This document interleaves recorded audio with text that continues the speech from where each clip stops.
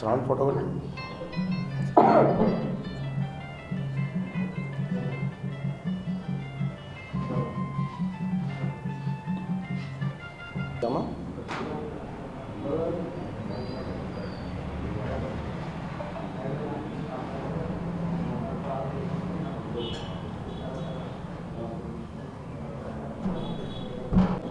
తెలంగాణ రాష్ట్రంలో ఇటీవల teacher MLC అభ్యర్థిగా ప్రైవేట్ పాఠశాలన్నీ కలిసి స్టేట్లో తెలంగాణ రాష్ట్ర వ్యాప్తంగా ఉన్నటువంటి పాఠశాలన్నీ కూడా మ్యాండేట్ చేసి అవేర్నెస్ పెంచమని చెప్పి ఈ ఓటింగ్ సిస్టాన్ని మా ప్రైవేట్ పాఠశాలల్లో అధిక సంఖ్యలో నమోదు కోసం ఏదైతే చేపట్టినామో సెప్టెంబర్ నెల నుండి జనవరి 20 వరకు కూడా ఈ నమోదు ప్రక్రియ కొనసాగింది.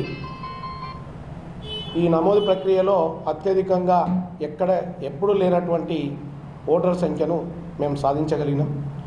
ఎందుకనగా గత ఎమ్మెల్సీ ఎలక్షన్లలో మా ప్రైవేట్ పాఠశాలల పాత్ర చాలా తక్కువగా ఉండేది ఓటర్ సంఖ్యలో.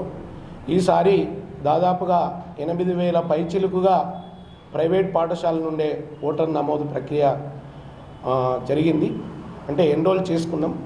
అది కూడా సక్సెస్గా 8,000 మందితో మేము ముందంజలో ఉన్నాం. గతంలో 2,000 ఉండగా 4 గంటలుగా ఓటర్ నమోదు ప్రక్రియను చేయగలిగినాం.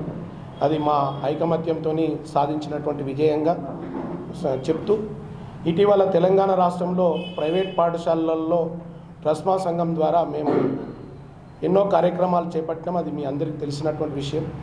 సకల జనుల సమ్మె నుండి తెలంగాణ ఉద్యమంలో ప్రముఖ పాత్ర పోషించి మేము మా వంతు కర్తవ్యంగా తెలంగాణ రాష్ట్ర సాధన ఉద్యమం చేసినాం.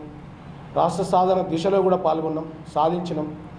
మరి తర్వాత పరిణామాలు కార్పొరేట్ను పారదోలుతామని చెప్పి ప్రభుత్వాలు ఆ రోజున మాకు చేసినటువంటి వాగ్దానం నెరవేరనందున ట్రెస్మా కూడా శాఖోపశాఖలుగా విస్తరించి 4 విభాగాలుగా విభజించినందున ఆ ట్రెస్మా సంఘంను మేము ఈ రోజు నుంచి అంటే దానికి దూరంగా ఉంటూ బడ్జెట్ పాఠశాల యాజమాన్య సంఘంగా B Smart budget schools management association of Telangana సంఘంగా రేపు ఇది హైదరాబాద్లో తుర్కయాంజాల్లో ఈ కార్యక్రమాన్ని అంటే ఫార్మేషన్ డేగా బడ్జెట్ పాఠశాల ఫార్మేషన్ డేను నిర్వహిస్తున్నాం.